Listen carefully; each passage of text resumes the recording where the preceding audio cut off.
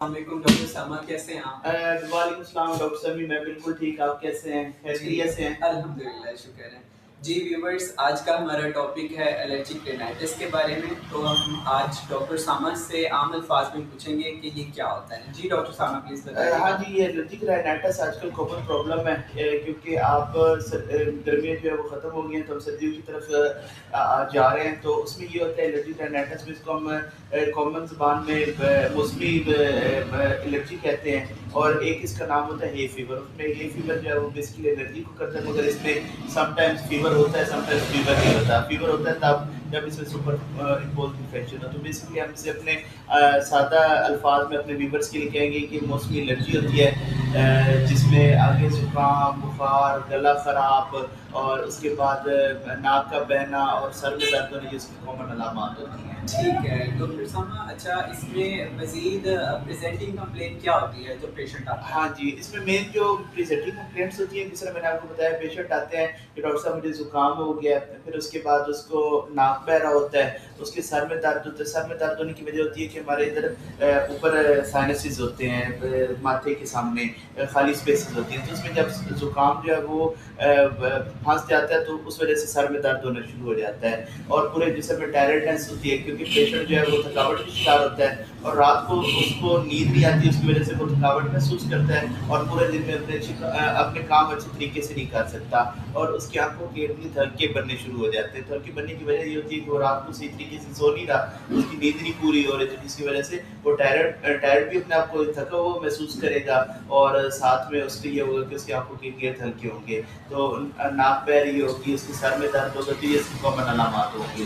जी doctor साहब, अच्छा हमारे व्यूवर्स को बताइएगा आम अल्फाज में लाइक इसका मोड ऑफ मैकेनिज्म क्या होता है, इसमें क्या होता है हमारे बेसिकली जिस तरह ये नाम से ज़ाहिर है, तो ये एलर्जी होती है। तो एलर्जी में हमारे जिस्म में एक मैकेनिज्म चल रहा होता है। मैकेनिज्म ये होता है कि हिस्टामिन रिलीज़ होती है हमारी बॉडी में और वो मास्ट सेल्स होते हैं। तो मास्ट सेल्स जब हिस्टामिन रिलीज़ होती है, तो वो मास्ट सेल्स जो है वो बॉडी में जाने शुरू हो जाते हैं, जिसकी वजह से खाँसी आना, ज़ुकाम, नाक बहना शुरू हो जाना, उसके बाद बाज़ का ज़ुकाम में कान बंद हो जाते हैं, गला ख़राब हो जाता है, क्योंकि ईयर, नोज़ और थ्रोट इसकी एक ही सेम ओपनिंग्स होती हैं हमारी बॉडी में। तो उसके बाद नाक बंद होना, गला बंद होना और बाज़ पेशेंट हमारे पास कंप्लेंट आते हैं कि डॉक्टर साहब जब से हमें ज़ुकाम लगा तो हमारे कान बंद हो गए। तो बेसिकली ये हिस्टामिन होता है जो मास्ट सेल्स जो हैं उसको रिलीज़ करते हैं, जिसकी वजह से बार-बार एलर्जी हो रही होती है।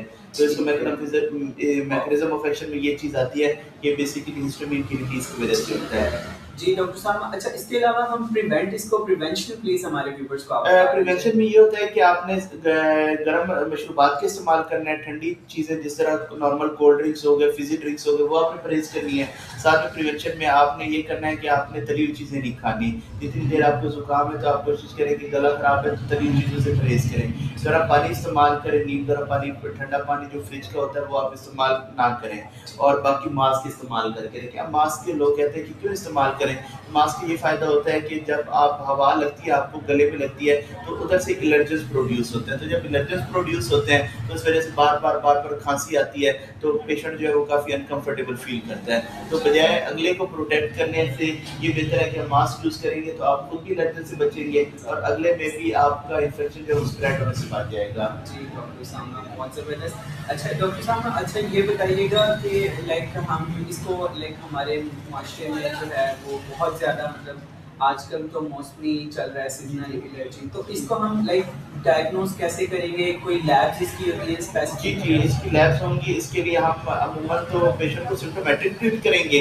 अगर पेशेंट का सुपर इम्पोज़्ड हो गया, क्योंकि ये सीज़नल फ्लू नॉर्मली बच्चों में और बुज़ुर्गों में ज़्यादा इम्पैक्ट करता है। तो क्योंकि जो हेल्दी एडल्ट्स होते हैं वो इसको फिर भी कंपनसेट कर सकते हैं। तो इसमें जो वल्नरेबल पॉपुलेशन है वो हमारे बच्चों की और बुज़ुर्गों की है और उसमें भी बुज़ुर्गों में सुपर इम्पोज़्ड उसको करता है जिनको दमा चल रहा है, अस्थमा। तो उनके लिए हम लेबोरेटरी में एक टेस्ट होता है सीरम आईजीई लेवल्स के नाम से, तो वो हम करवाएँगे, जिससे हमें पता चलेगा कि आपके जिस्म में एलर्जी की क्या मिकदार है। तो वो आप लेबोरेटरी से करवाएँ, आप खुद भी करवाएँ या फिर अपने करीबी डॉक्टर के पास चले जाएँ, वो आपको सीरम आईजीई लेवल्स जो है वो प्रिस्क्राइब करके देगा। साथ आप सीबीसी भी करवा सकते हैं कि पता चले कि आपके जिस्म के अंदर इसिनोफिलिया तो नहीं है। इसिनोफिल्स, बेसोफिल्स ये 2 चीज़ें होती हैं कंपाउंड, जो जिनके रेज़ होने से पता चलता है कि आपके जिस्म में एलर्जी है। तो एक आपने सीबीसी करवा लेना है, ठीक साथ है। में आपने सीरम आईजीई लेवल्स करवा लेना है, ठीक जिससे है। पता चलेगा कि आपके जिस्म में हिस्टामीन की मास है, इसकी क्या मिकदार है। और वो रिपोर्ट लेके आपने अपने क्लिनिक डॉक्टर के पास चले जाना है। आगे जो इलाज है या जो भी उसका ट्रीटमेंट है वो फिर डॉक्टर साहब खुद ही देख लेंगे। जी डॉक्टर, बहुत शुक्रिया आपका। अच्छा, इसमें एक और चीज़ होती है, हमारे पास कॉमनली हमारे माशरे में आजकल तो बहुत ज़्यादा आम है इन्फ्लुएंजा के नाम से, वो जेनेटिक्स के अंदर एक होता है स्प्रेडिंग या कॉन्टेजियस, वो फैल जाती है, हमारे फैलती है। दूसरा जीन्स या जेनेटिक्स में होता है, वो उसमें इन्फ्लुएंजा इस तरह का। जी बिल्कुल, इन्फ्लुएंजा जो है बेसिकली एक वायरस है, तो वायरस जो है वो जेनेटिक्स में तो हो सकता है, मगर उसका जो मोस्ट कॉमन स्प्रेड है वो हमारे पास कंटेजियस होता है, पर्सन टू पर्सन होता है। ठीक है। तो आप जो वो बात कर रहे हैं जेनेटिक्स की, वो ज़्यादातर अस्थमा की तरफ जाते ठीक हैं है, कि अस्थमा जो है वो हेरिडिटरी, और उसमें जी। एलर्जिक राइनाइटिस में भी कुछ परसेंटेज है कि वो भी हेरिडिटरी होती है। ठीक बट है। इन्फ्लुएंजा जो मोस्टली वो एक इन्फ्लुएंजा वायरस के साथ फैल रही होती है, और वायरल इन्फेक्शन होता है, वो ठीक तकरीबन है। अपने 10 टू 14 डेज़ में खुद ही सबसाइड हो जाता है। ठीक है। तो इसमें हम जेनेटिक्स को बिल्कुल कट ऑफ नहीं कर सकते, ठीक मगर है। जेनेटिक्स में हम मेन जो कैटेगरी रखेंगे वो अस्थमा की ठीक रखेंगे, है। और साथ में उसको एलर्जिक राइनाइटिस भी हो सकता है। ठीक है, ठीक है। सर, हम डिस्टिंग्विश कैसे कर देंगे कि आया जो पेशेंट हमारे पास प्रेजेंटिंग कंप्लेन के साथ आता है, साँस उसका उखड़ जाता है, हम मतलब कैसे बताएँगे अस्थमा है या इस तरह का, ये थोड़ा-सा कॉम्प्लिकेटेड मेडिकल टर्म हम यूज़ कर रहे हैं, हमारे व्यूअर्स को आप तो बताइए। आजकल के हमारे पास जो भी पेशेंट आ रहा है वो ज़्यादातर एलर्जिक राइनाइटिस के साथ आ रहा है, तो अस्थमा जो है वो सुपर इम्पोज्ड हो जाएगा। ठीक तो है। उसमें ये होगा कि पेशेंट का साँस रुक रहा होगा, तो हम उसकी सैचुरेशन देखेंगे। अगर पेशेंट जो है वो नॉर्मली सैचुरेशन के साथ प्रेज़ेंट कर रहा है, तो लेस लाइकली को अस्थमैटिक, और अस्थमैटिक में प्रॉपर हिस्ट्री होती है। तो हम पूछेंगे कि ये आपको साँस का मसला कब से है? वो कहेगा कि डॉक्टर साहब ये अभी इस सीज़न में हुआ है, तो हमें पता चल जाएगा कि ये एलर्जिक राइनाइटिस है। अगर वो कह रहा है कि डॉक्टर साहब मुझे बचपन से मसला है, सर्दियों में मेरा साँस लेने का प्रॉब्लम होता है और मुझे फलाँ चीज़ से एलर्जी है, क्योंकि जो एलर्जी है वो किसी भी चीज़ से हो सकती है। कुछ लोगों को पेट से एलर्जी होती है, किसी को डस्ट से एलर्जी होती है, फीमेल्स बात कहती है कि हम झाड़ू देती हैं तो हमें एलर्जी होनी शुरू हो जाती है। कुछ लोग हैं पेट्स उनको रखे होते हैं। पेट्स रखे होते हैं, कुछ लोगों को जड़ी-बूटियाँ जो होती हैं, ये जो पौधे होते हैं, इनसे एलर्जी होती है। ठीक तो है। आपने एक तो एलर्जन देखना है आपको कौन सा, और फिर उसके बाद उसका सिंपल कॉज देखना है। तो ठीक अस्थमा है। जो है वो एक सेपरेट चीज़ आ जाती है, क्योंकि उसकी प्रॉपर आपके पास एक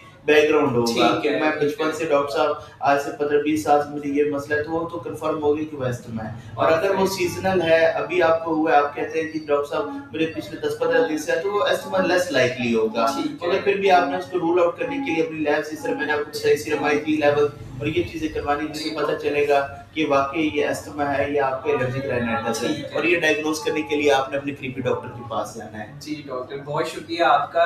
अच्छा, लास्ट हमारे व्यूवर्स को बता दीजिए अपने गोल्डन वर्ड्स हम कैसे प्रिवेंट कर सकते हैं आप हाँ जी। अपनी। जिस तरह मैंने पहले कहा कि एलर्जिक राइनाइटिस को प्रिवेंट करने का सबसे बेहतरीन जो तरीका है वो तो मास्क पहने ठीक आप। है, मास्क ठीक है, पहने, क्योंकि मास्क। सर्दियों का सीज़न है, तो जो भी लोग जहाँ पे सफ़र कर रहे हैं वो कोशिश करें कि मास्क पहने। स्मोक आजकल है तो मास्क पहने।